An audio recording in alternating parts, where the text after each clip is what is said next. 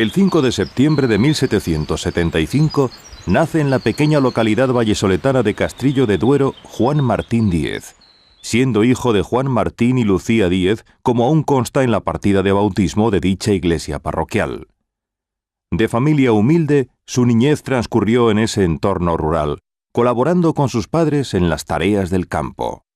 Juan Martín Díez fue el primero de 4 hermanos, 3 hombres, Manuel, Dámaso y Antonio, a quienes siempre estaría apegado. Por aquel entonces la tradición era que el primogénito se hiciese cargo de las tierras paternas. Pero las inquietudes de Juan Martín no estaban en la labranza, eran otras. Con 16 años intentó colarse en el ejército. Intenta sentar plaza en el ejército antes de... dicen que con 16 años o una cosa así, y el padre, bueno, pues cuando se entera que había bajado a sentar plaza a Peñafiel, pues baja y le devuelve al pueblo, dice la historia de las orejas, ¿no? Hubo de esperar a cumplir los 18 años, una vez que su padre había fallecido, para marchar a Cataluña, a alistarse a la que sería su primera guerra. Hay quien le atribuye sus primeras hazañas y ascensos en la contienda del Rosellón, pero lo cierto es que Juan Martín deja el ejército y regresa a su pueblo natal a cultivar sus tierras y viñedos. Al poco tiempo, el 1 de marzo de 1796, Juan Martín se casa con Catalina de la Fuente. Se trata de una joven huérfana a la que Juan Martín conoce desde niño. Ella es natural de la localidad cercana de Fuentecén y aquí se trasladan a vivir y a trabajar las tierras que ella aporta en la dote. Y fue en Fuentecén donde comenzaron a conocerle con el sobrenombre del Empecinado. A los que habían nacido en Castrillo de Duero, por el arroyo de Castrillo de Duero que soltaba esa pecina, se les va a llamar empecinados. Serían años de labores agrícolas y de vida en familia, aunque el Empecinado y Catalina nunca lograron tener hijos. Mientras tanto, la situación social, económica y política que vivía España auguraba años difíciles para todos. La ira de Juan Martín Díez ante la invasión extranjera se manifestó incluso antes del 2 de mayo. Fue en abril cuando 2 soldados franceses, cumpliendo órdenes fruto del acuerdo hispano-galo, acuden a Castrillo de Duero a por provisiones. Allí se hospedaron en casa de unos allegados del Empecinado, padres de una joven llamada Juana. Los franceses parece ser que, afectados por el vino que ingirieron, quisieron llevarse algo más de lo que necesitaban. A partir de ese momento, el Empecinado tiene claro cuál será su cometido.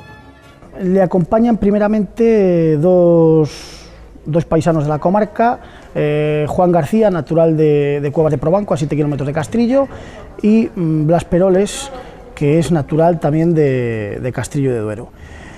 Decide actuar en guerrilla, pues entre otras cosas porque cuando la guerra de la independencia, que el ejército en aquel entonces estaba como estaba, y bueno, pues él decide que, como conoce toda aquella zona, los montes y demás, pues que lo mejor que puede hacer es atacar por sorpresa e intentar molestar al enemigo todo lo que pueda. En Castilla, el levantamiento oficial contra los franceses se producirá el 2 de junio. El escenario, la plaza de San Pablo de Valladolid. Allí, el pueblo se manifestó contra el general Gregorio de la Cuesta, quien contra su voluntad no tuvo más remedio que claudicar ante los manifestantes. La posición estratégica de Valladolid como paso hacia Portugal le convertirá pronto en escenario de la guerra. El 12 de junio de 1808, en el puente de Cabezón de Pisuerga, Gregorio de la Cuesta sometió al improvisado ejército español a un garrafal error estratégico ante el ejército francés. No hay constancia fehaciente de que el Empecinado participase en estas contiendas, pero es muy probable que así fuese.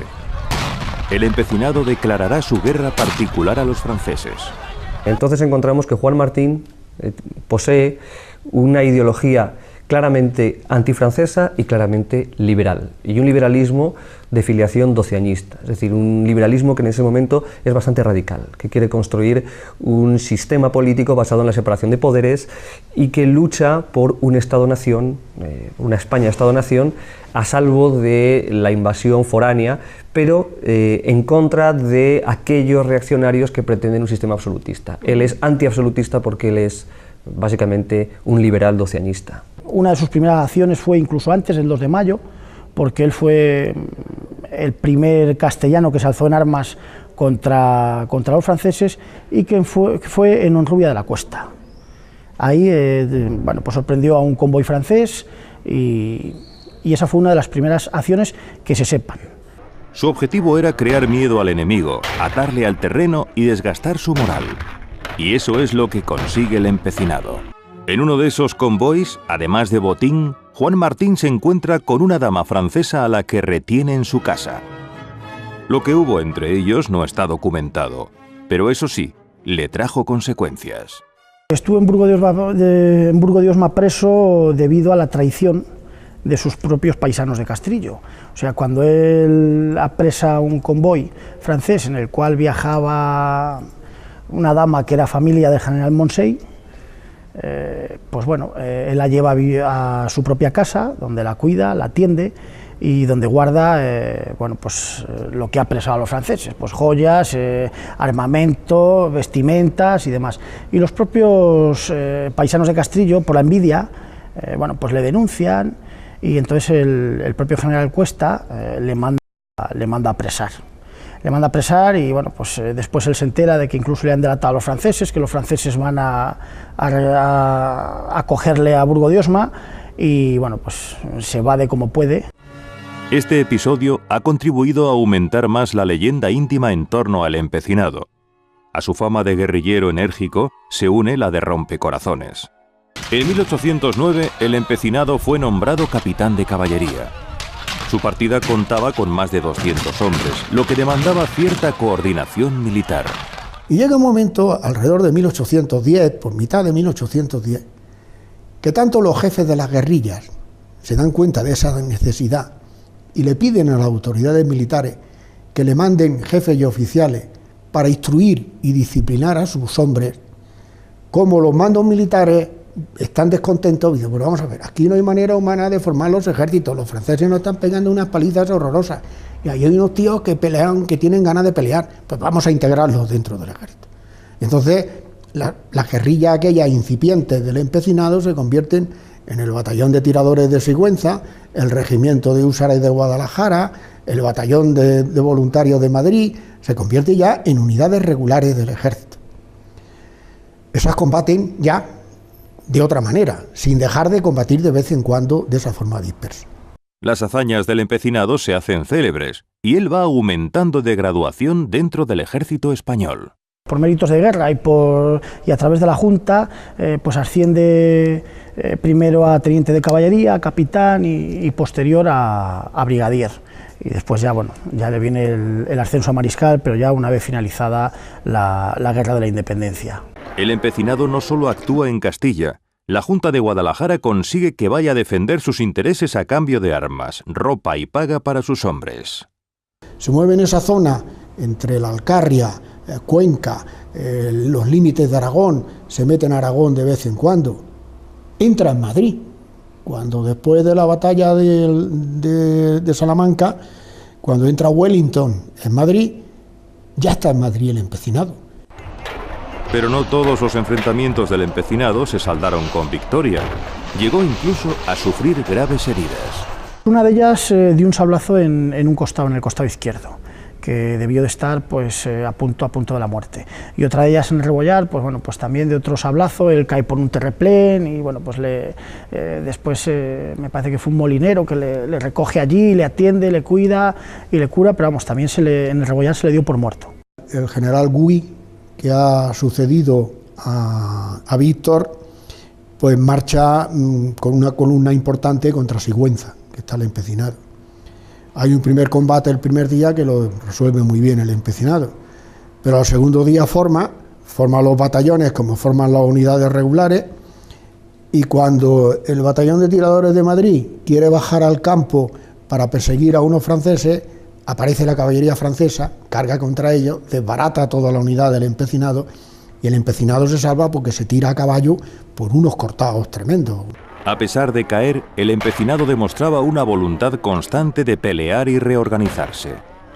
Este azote para el proyecto napoleónico llevó a los franceses a enviar al general Leopoldo Hugo, padre del célebre escritor Víctor Hugo, con la intención de dar caza y captura a nuestro guerrillero. El empecinado no dejaba impasible a nadie. Su trayectoria denota un carácter fuerte. Causó gran admiración en ambos bandos, pero también enormes enojos, como uno del que se tiene constancia con la Junta de Guadalajara. Y la Junta de Guadalajara manda un escrito a Cádiz, donde está la regencia, pues contando todas las pestes del empecinado que puede. El empecinado, que no se encogía nunca, pues cogió a Mondedeu y le dijo: vete y coge prisionero al correo de la Junta que lleva esto a Cádiz. El correo que llevaba los papeles era Fuentenebro, el juez que después le condenó a muerte. Y entonces el empecinado lo que hace es, en vez de mandar esos papeles, manda otros papeles hechos por él.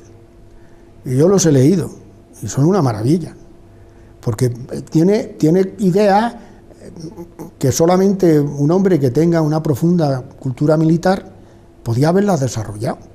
Y él no tenía ninguna cultura militar. O sea que tenía una intuición genial en la forma de conducir la guerra. En 1813, el empecinado es un hombre respetado dentro del ejército español, comandando hasta 6.000 hombres que ganan importantísimas batallas. Y el empecinado está defendiendo Alcalá de Henares. Está defendiendo Alcalá de Henares en el puente. Hay un puente ahí que cruza al Henares y allí se establece la guerrilla, que ya no son guerrillas, son batallones.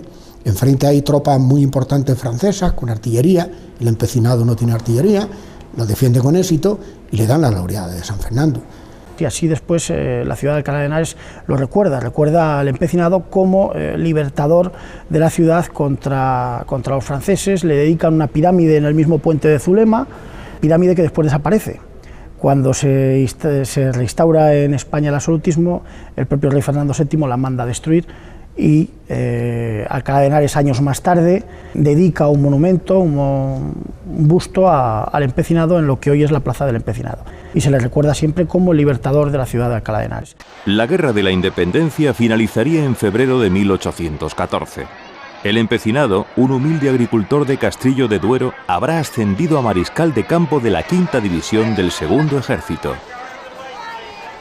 Se había expulsado al invasor, pero ahora afloraría otro conflicto soterrado de terribles consecuencias.